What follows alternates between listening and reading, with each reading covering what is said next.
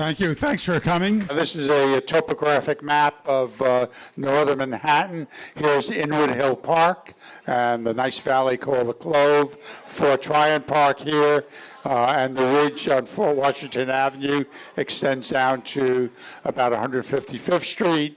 And then on the east side of Manhattan Island, south of Dyckman Street, is the Highbridge Park, extending down to 155th Street. So you get a sense of what the topography is. And here is ridges along the Grand Concourse in the Bronx. So we have very nice topography here.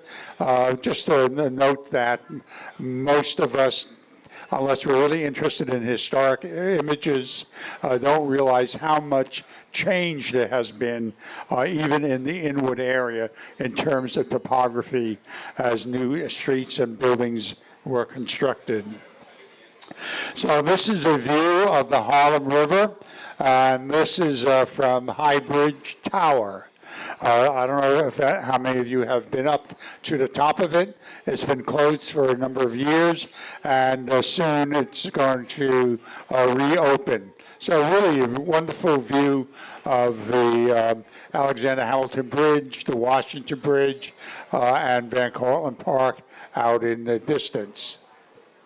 And of course, the beautiful Harlem Valley. I ignore all the structures and just remember what the historical images were, and that's why I call it the beautiful Harlem River. Here is another map that shows you the relationship of the rock types that are here. For example, the Manhattan schist, some of you are familiar with that word, and two ridges of Fort Washington and Fort George Hill. In between is the valley of Broadway going up to 181st Street, and you can see this yellow formation. That's the Inwood marble, which makes weak places in the terrain. So Broadway, Harlem River, 3rd Avenue, Webster Avenue are all underlain by marble and makes low places in the terrain. So now getting to the water supply system, the early days, the Dutch, of course, used springs, cisterns, rainwater, runoff from buildings, and some of the springs emanated from hills. And so this is lower Manhattan before the hills were removed. Just keep in mind, if you can imagine Brooklyn Heights across the East River, there are hills that high on Manhattan Island, in the southern part of Manhattan Island, all gone today, gone and dumped into actually the river, the East River and the Hudson River to extend the land. And so that was the major source of water for New York City up to the Revolutionary War. And so here are just a couple of images. During the Depression, lots of artists were given jobs to work on various illustrations, and this is one of them that deals with the water supply system. And this is an early map in 1695 of New Amsterdam, which became, of course, New York shortly before, and all the blue dots were the wells that people got their water from. Wells, water that was not very good, but usable. Why they put the wells in the middle of the streets still remains a mystery. So here is later on, wells were moved to the side of the street, and you can see it here. And sometimes you'll see barrels in front of buildings. That's for getting runoff from the roofs and for water supply. And so there was enough. They were able to do enough. North of the city, was in what is now Foley Square. Was a lake called the Collect Pond, and people got water from there. And notice that this is an early illustration of the Collect Pond, and notice all these hills. So if you go down to the courthouses in Foley Square, you're not going to see just a trace of where these hills may have been, all removed. Some of it actually dumped into the Foley Square, into Collect Pond to fill it up because it really became highly polluted. Because there was a tanning, people threw corpses in the building, dead animals, all kinds of refuse, and it became very polluted and was no longer usable at the turn of the 1800s and then subsequently filled in. When City Hall was built, a lot of the debris for the foundation of City Hall in 1804, 1806, was dumped in to fill in the Collect Pond, and and of course this now flat area became part of the famous 5 Points, as you may know about.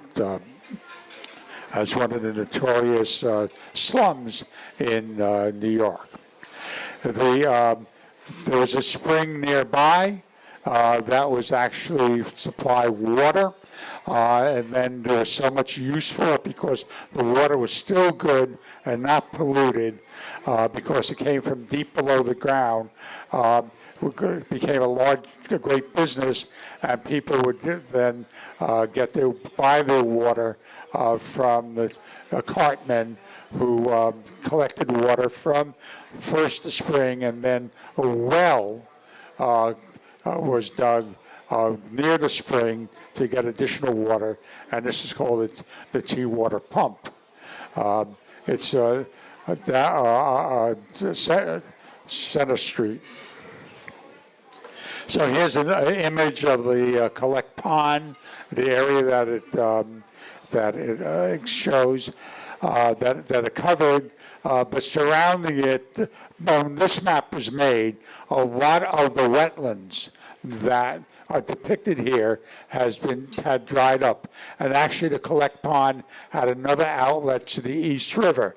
And all of this was surrounded by wetlands. And that wetlands became a barrier to moving northward to the early history of New York. And from one of the hills, looking south, here's the Collect Pond, here's the city of New York, and this is one of the hills that have been removed. So you can see it was quite a different topography, and it's hard to see what that is at the present time. So New York City was people in New York was getting very upset by the fact that the water quality has been reduced. And Christopher Collis, an Irishman, a very interesting person, made the first road maps of New York, made the first pumps in New York City, proposed that he would build a water supply system.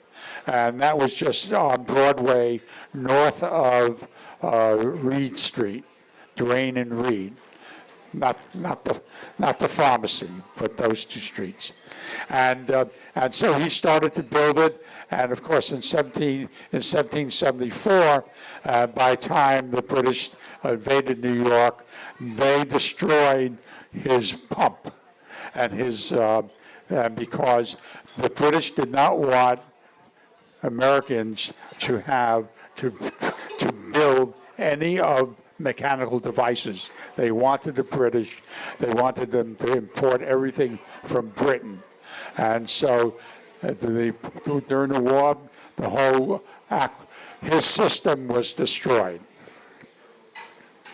Aaron Burr comes into the picture because one of his relatives proposed in 1795 to 1798 that New York City would get water from the Bronx River. An elaborate scheme which no one was really able to build, but it was supposed to be a municipal water supply system.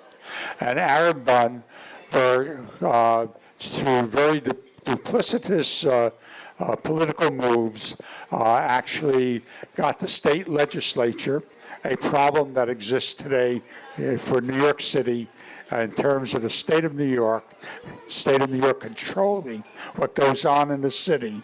At that time, he was able to induce the state legislature to allow him to build a private water company, the Manhattan Company.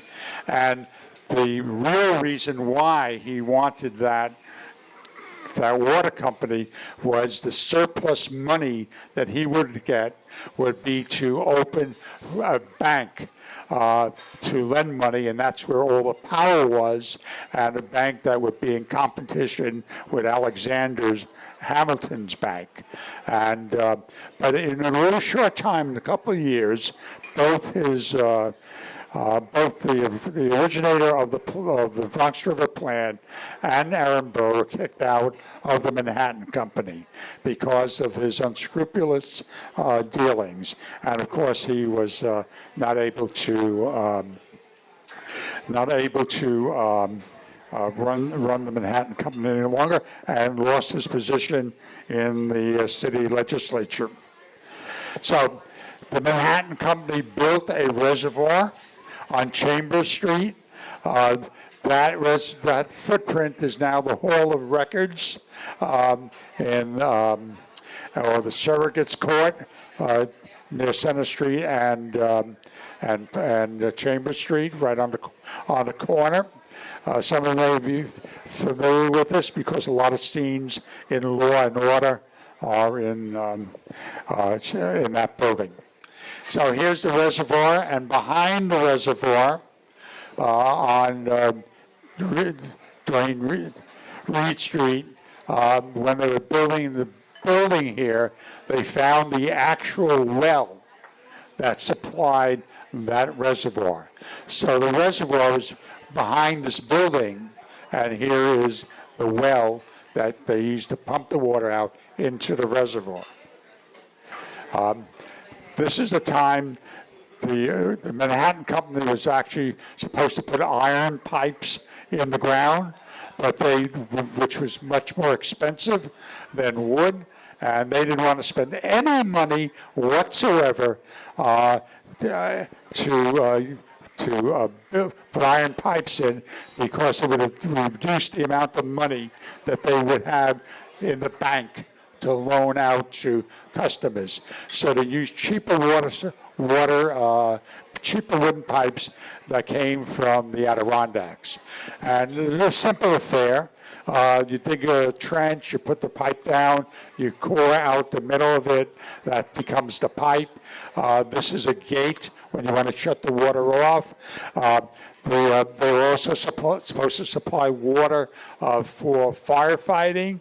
And so what happened was that if there was a fire, people would come, and the firemen would come, and they would uncover the wooden pipe. And when they did that, they would have, one of the firemen had an auger, who would drill a hole into the wooden pipe, stick the hose down into the hole, and then all the men would hand pump the water out to fight the fire. And then, of course, when the building burnt down, the fire was out, and then so now you're left with a hole in the pipe. And so another fireman had a mallet and a plug and some tar, and they banged the plug into the wooden pipe, and that's the origin of a fire plug, the term that we use for fire plug. So Here is, so in 1835, the citizens of New York voted to spend money to build a municipal water supply system, and only 10% of the people actually voted for this. It was very expensive. It was unheard of. And then as they said, okay, let's build this water supply system. A major fire in December. So they voted for the water supply system in 1835. In 18 December, the major fire in Lower Manhattan burned a major part of Lower Manhattan. Hundreds and hundreds and hundreds of buildings were destroyed, not too unhappily, because many of them were able to collect insurance and build better buildings. And so the fire was eventually extinguished, of course, and a new city. So that when you go to Lower Manhattan, that is the reason why there are not that many older buildings in Lower Manhattan, because they all burnt down. And even before that, during the Revolutionary War, on the other side of the city, there was a major fire that destroyed a lot of the buildings on Manhattan Island during the Revolutionary War. And of course, everybody said that incendiaries, that was the term that they used, incendiaries set that fire. So we don't have much of that heritage left. So one of the reasons for getting a water supply system and wholesome water was and they knew that somehow the diseases were related to the water. And so many epidemics that occurred throughout the city. And here is Trinity Churchyard.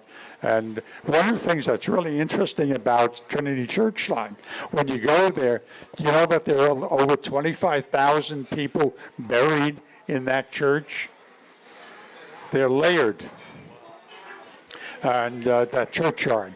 And so when you go there, you don't see that many tombstones. So these are two major people who were involved in building the water supply system, and so that's the whole history related to them. But they hired a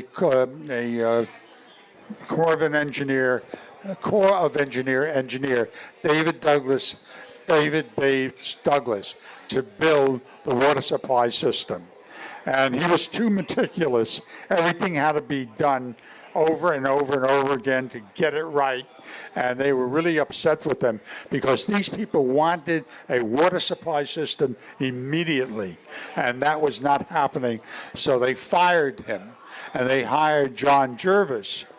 Port Jervis, you're familiar with Port Jervis, named after him, to build. He was self-taught engineer, learned all his trade on the Erie Canal.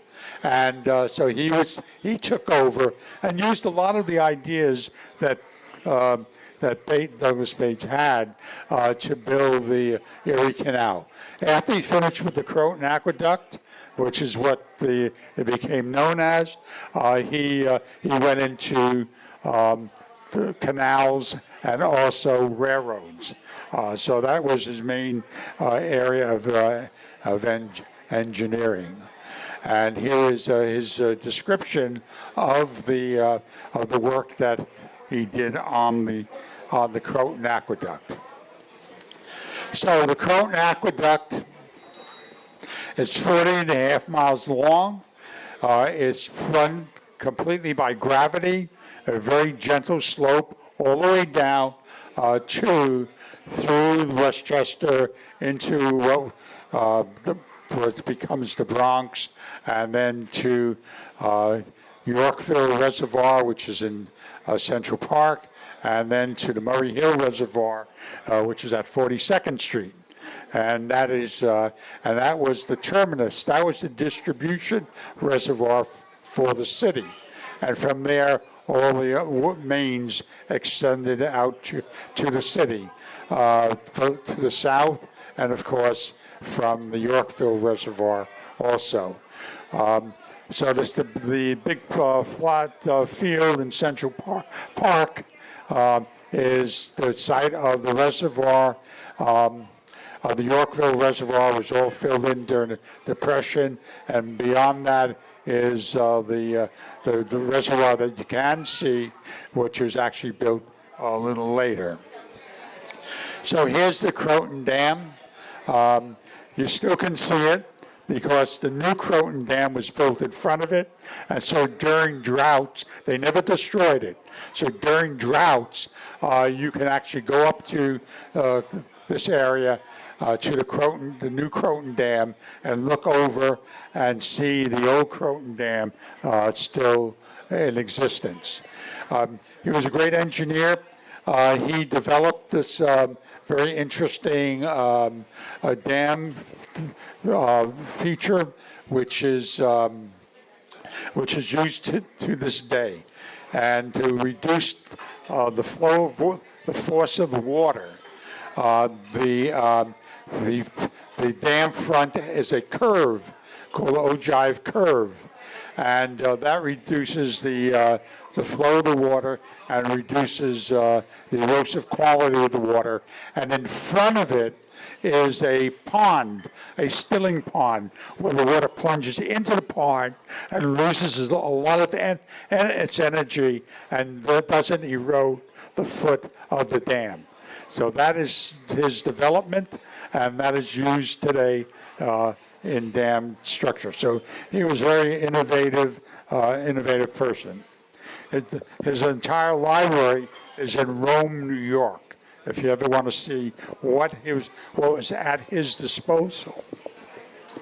So now, getting to the water to New York, to Manhattan Island, you had to cross the Harlem River. And so this is the Highbridge. This is actually an 1843 image of the Highbridge, but the Highbridge was not completed until 1848. So they already had his plans. And so there was actually a pipe that ran along the Hudson River on a pontoon-like structure in 1842 to get water into the city.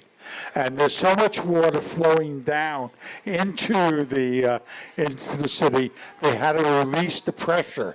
So for 6 years, the middle of the Harlem River had this giant fountain in the middle of the river, which excess water actually was released. And here is the Jumel Mansion. Some of you may have been to it. So you can see the lovely valley that the Harlem River was like. And the water came down to 42nd Street, and this is the reservoir at 42nd Street. And here is another image of the reservoir. And this dividing wall, actually, when the reservoir was emptied and destroyed, this dividing and the New York Public Library built in its place in 1898, this dividing wall is still underneath the library. So you can walk through it. And so there was a great celebration for this water. And all the water came into the city on July 4th. People celebrated. The official celebration was in October 14th, 1842. And so this is the giant City Hall fountain, which no longer exists. It's huge. It was able to form a jet of water 50 feet high as many of the buildings surrounding it. In City Hall Park. And they had all kinds of levers and plates, so they were able to control the flow of water. There were 16 jets, and they were able to create figures of elephants and animals and different things in this fountain because the pressure was so good. And here are all the marches, and then of course the music composed for the opening of the Croton Aqueduct. Everybody was really very happy about this, getting wholesome water, and it really had an effect on it. George Law was the contractor. I just mentioned him because he was involved in a lot of construction projects in New York. And on the pier on the Bronx side of the Highbridge is this dedication of all the people involved in the Highbridge. And it's very dangerous to go see this because it's the highways in a way at the moment. Perhaps they're going to do that, make a small bridge to actually get there over the highway. So here's a view of the Highbridge in 1849, and this is Macomb's Dam. And Macomb built a dam across the Harlem River to create to run a grist mill. And so guess what? To trap the flow of water. So from here to the Kingsbridge in the Bronx, 230th Street, this was actually a pool of water. And that it was not able, and there was not much of a flow. And it did go up and down a little bit because of leaks with the tide. And then farmers got really upset, and fishermen by this dam, and they destroyed it, the Macomb's Dam. And Macomb's Dam Bridge was built in its place, which is at 155th Street. And so now you can have river traffic once again. And so here is a view in 1862 of the Highbridge at a time when there's additional construction of the bridge. And the bridge is 1,450 feet long. And there are between the two gatehouses, 138 feet high. And notice the shape of the river, really very irregular, and it had a lot of sandbars in it, very unlike what exists today in the Harlem River. And so in 62, they decided that the two original mains that were put into the bridge to supply New York City with water was no longer adequate. So they raised the side of the bridge and put this 90.5-inch water main on top of it, of the two, and raised the sides and covered over the bridge. So this is the original level of the bridge right here, and then this is the additional above it. So later on, still enough water. People in Inwood and Washington Heights were not getting their water, and so the city built a water tower, and this is just simply a water tank. And the water tank was up in here. It was 47,000 gallons of water, and this tip is actually the smokestack for the powerhouse. And here is a reservoir adjacent to it. So we have two different features here. The reservoir was to serve water to the medium elevations, the tower to the higher elevations. And during the 1880s and 1890s, severe droughts in New York City, they put in additional water mains, and water from this reservoir in Highbridge was actually carried by water mains all the way south to Murray Hill, 34th Street, and so the base of the tower is 200 feet above sea level, and the tower itself is 170 feet above the 200. That's 370 feet, more than adequate to serve the highest places on Manhattan Island. And so here it is today, and of course, when it reopens, you will be able to go up on no elevator, 170 feet up to the very top. So you have two major pipes, one to bring water to the tank above, and the other to allow the water to flow down into the water mains into the area. And so here's the tank, here's the reservoir, and the reservoir was then in the 30s removed, and the Highbridge swimming pool was built on its footprint. And this is the new Highbridge swimming pool. Really a wonderful reconstruction of the old Highbridge pool. And so here is the Highbridge. Here's the power plant right here. Here's the water tower, and you can see the reservoir here. See how it at the 200-foot level. And in fact, what happened was that when the pool was built, these walls were removed, and the actual pool itself is sunk down below the surf, this 200-foot surface. So why they did that, I can't tell you. But that is what it is. And you see the powerhouse here. What you can't see very clearly is there's a little railroad, little track that goes up.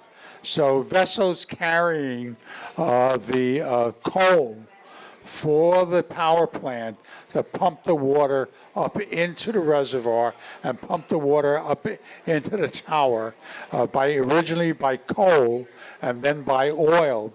But when the coal was burnt, what happened? They got to get rid of it. And so this mound that you see here is the dumped coal, the burnt coal. And so in this image, you can actually see that right here. And that's the pumping station. So there's nothing left of the pumping station. And it's right over here. Of course, the tower here, here's a bridge. Notice the mud flats in the Harlem River. Okay. So when the city decided that they needed a new Croton aqueduct, they built a new aqueduct, and this is the aqueduct goes beneath the river, and this is the access down into the aqueduct when they need to repair it. They built at that time in the 1880s, 1890s.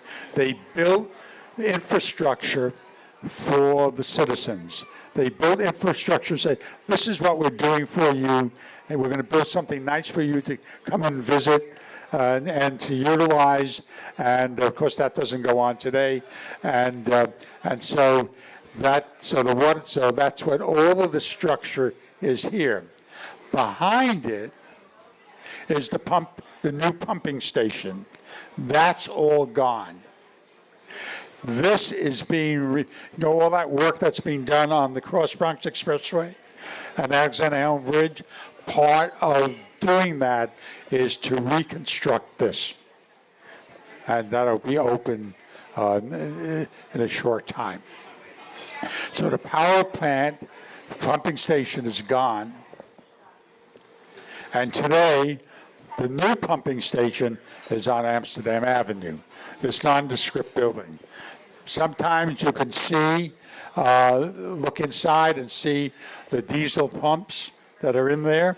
So they have high pressure pumps in the floor below and medium pressure pumps on the street level. And so this is to ensure that everybody gets water in the higher elevations. So as the bridge was being completed in 1848, they had a visitor who used to come there, Edgar Allan Poe, and he would walk over the bridge, and this is what the top of the bridge really looked like. And he walked across. He lived, of course, in Poe Cottage in the Bronx, which, by the way, was just recently restored and worth a visit.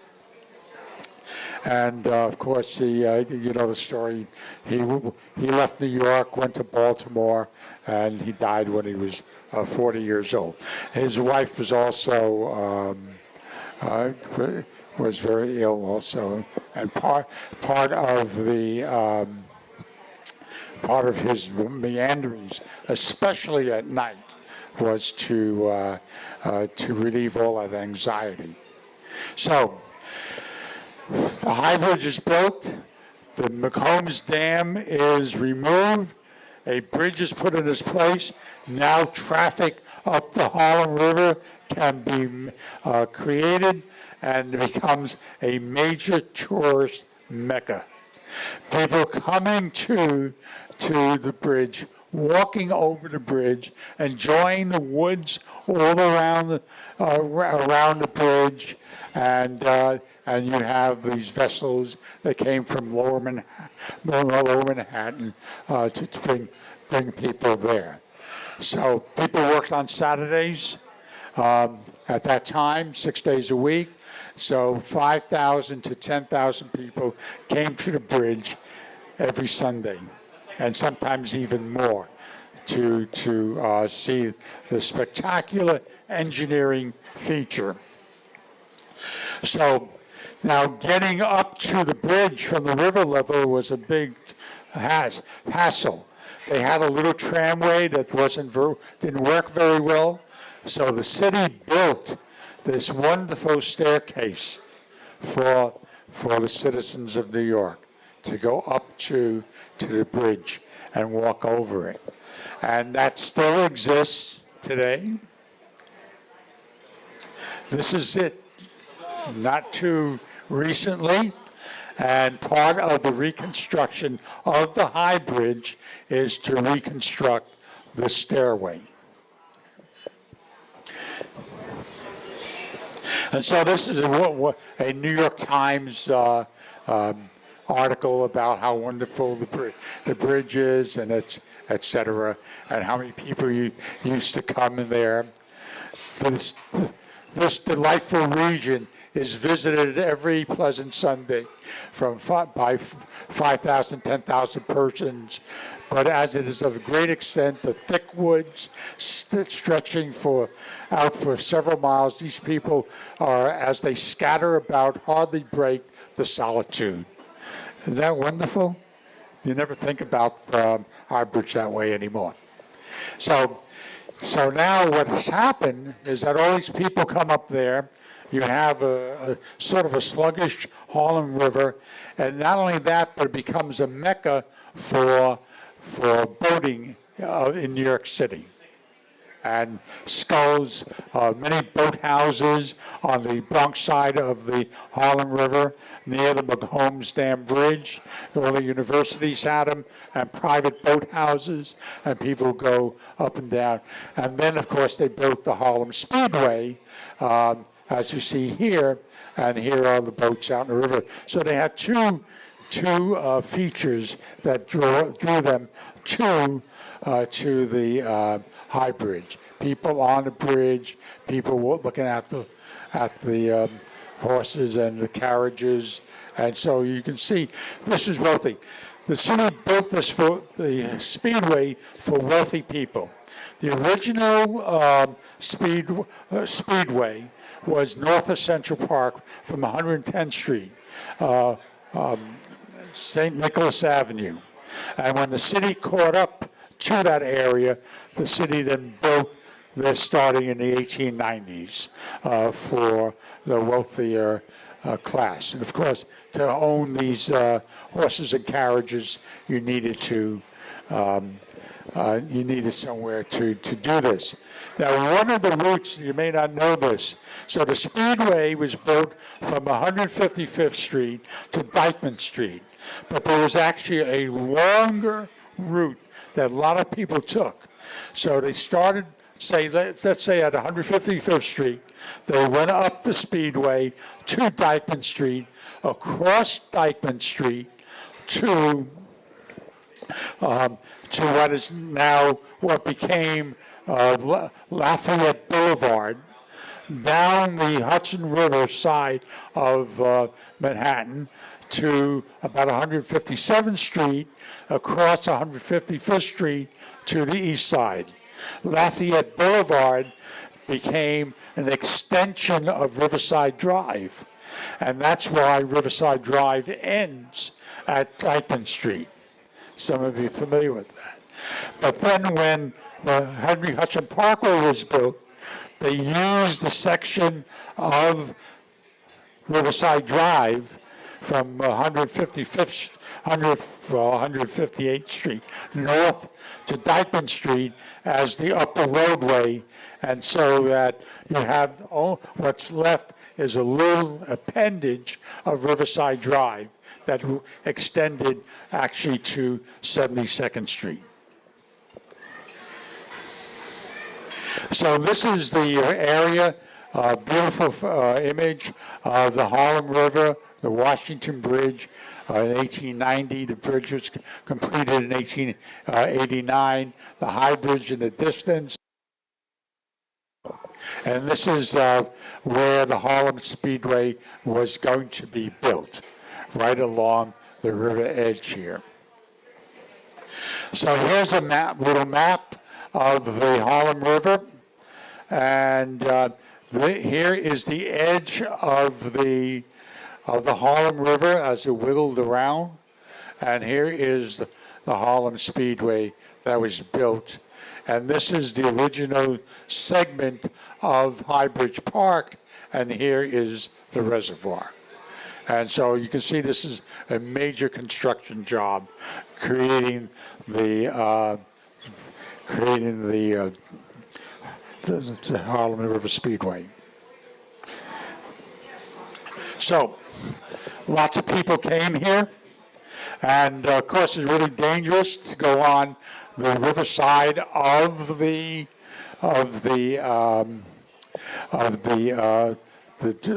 Speedway because of all the horses and carriages, and so they built what were called 3 subways.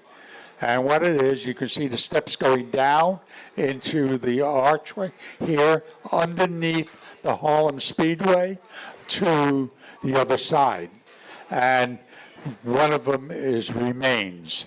See, they straightened out the wall here, removed the steps here, straightened out the wall, and here is this subway. So you can only see it from the Bronx side. So civilization comes to this area, and then of course it starts to lose its glamour. You get Coney Island, Brooklyn Bridge, and so people begin to abandon it.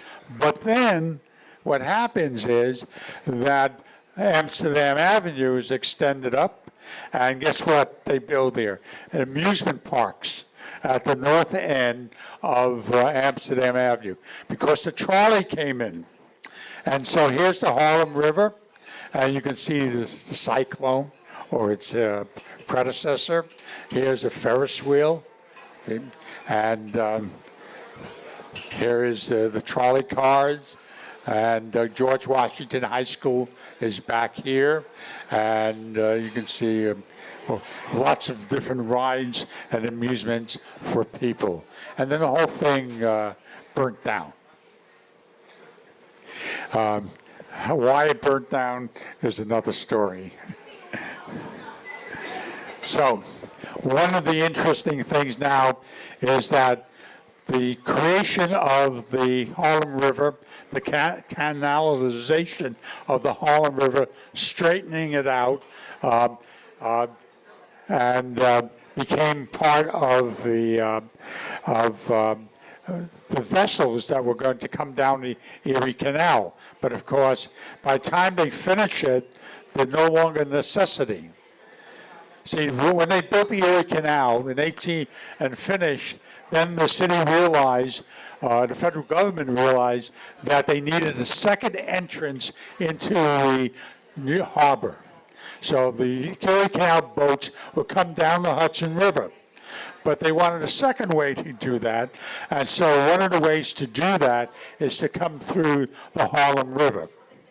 And so even though the plan started around 1828, the 1830s, it didn't get to 1895, they actually started the project.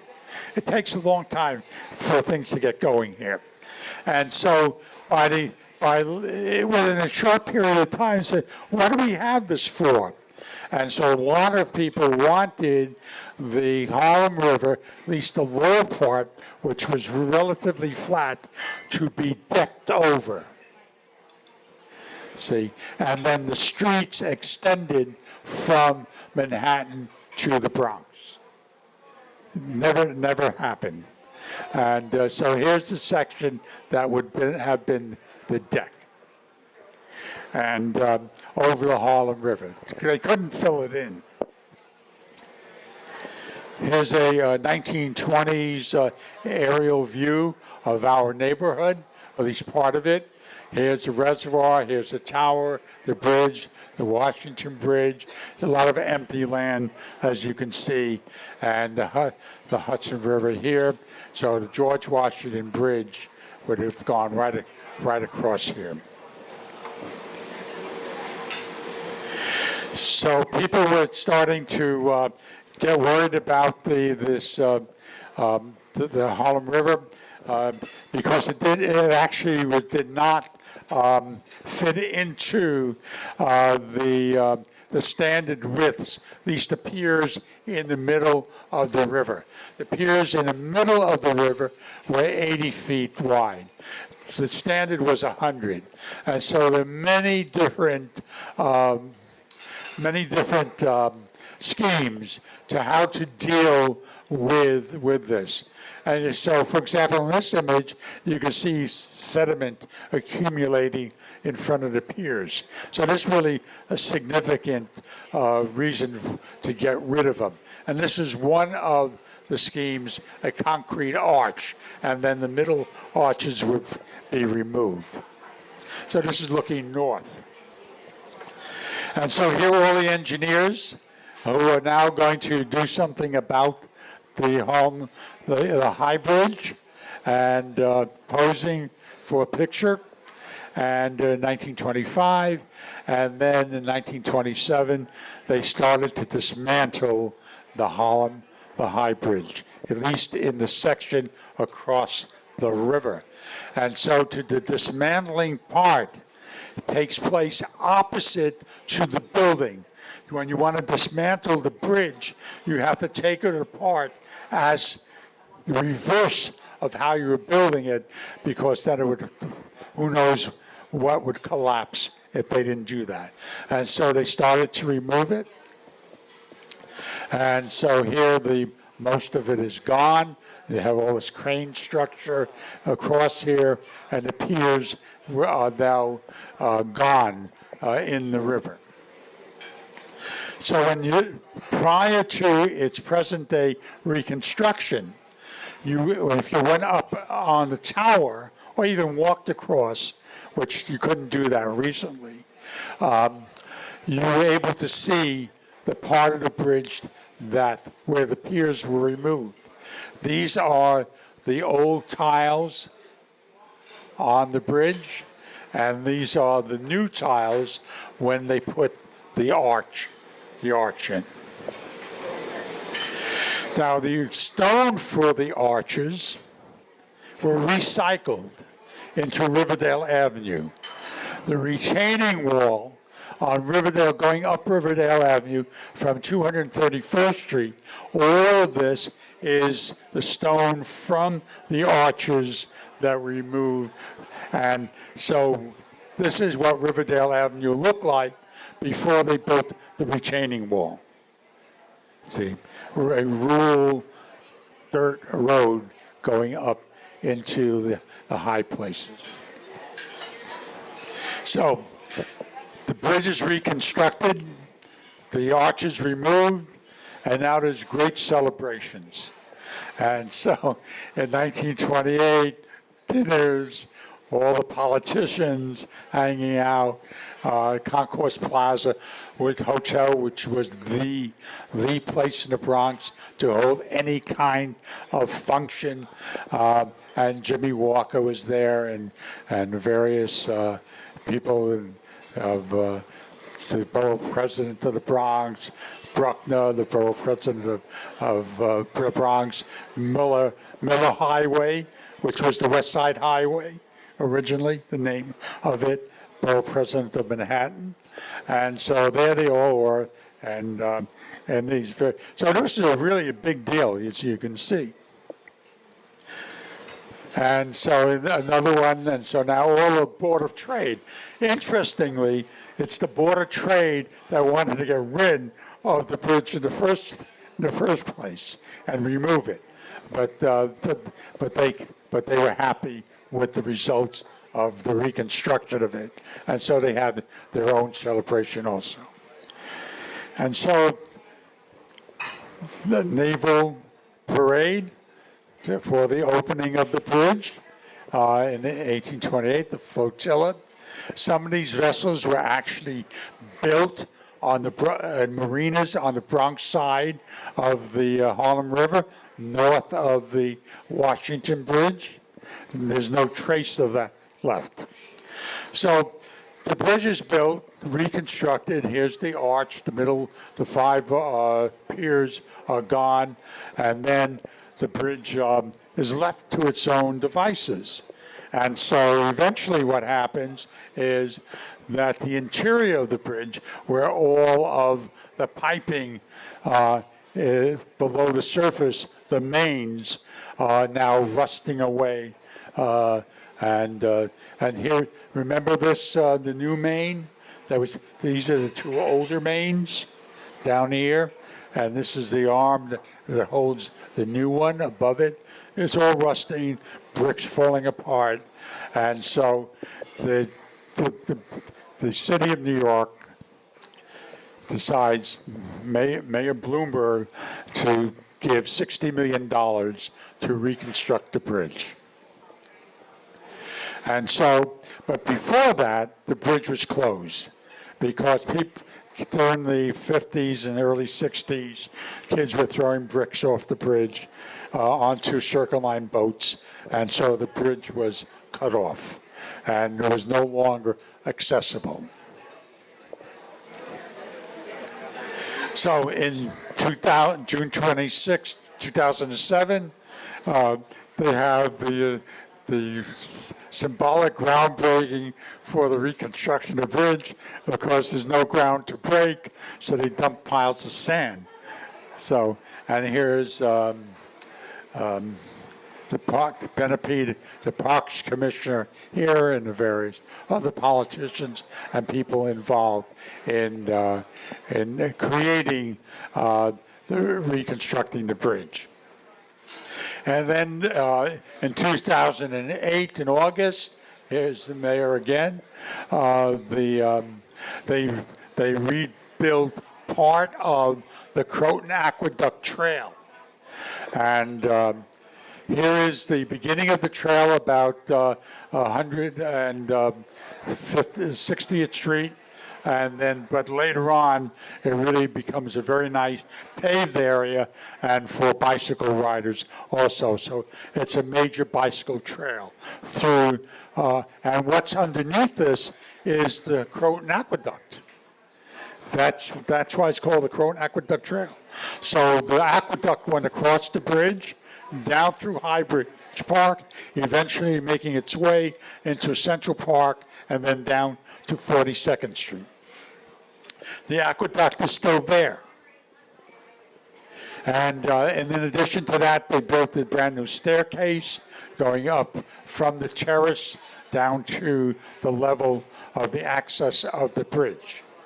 And then in 2013, there's this celebration, the beginning of the actual reconstruction of the bridge. And here's the bridge being reconstructed, really major work, beautiful engineering work that was done to build the bridge. And this is when you go down into below the surface where the water mains were, you can see quite a contrast between what I showed you previously and the present time. And so one of the discoveries that had not been documented whatsoever about this bridge was they placed these medallions in the areas where there were skylights on the roadway lighting up the interior of the bridge. This was unknown until they started to reconstruct the bridge. You will not find a word about the skylights on the surface of the bridge. And there are a whole series of this talking about the history of the bridge. So they're really beautifully done. So you may want to go now and photograph them before they get no longer in a pristine condition. And here is the opening of the bridge in June 2015. Park Commissioner Silver, and all the press, and so it was a lot of fun. And you see the blue hats. So this is the official hat for the Highbridge opening. Okay. And so remember the flotilla of the opening bridge? Well, for this one fireboat.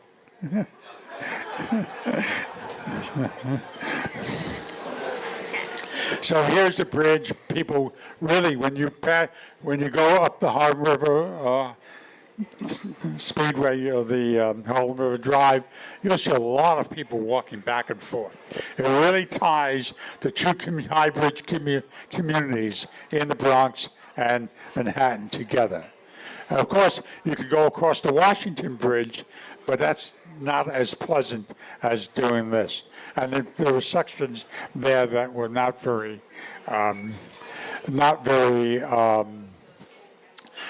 safe physically, because you have people cross the highway too frequently.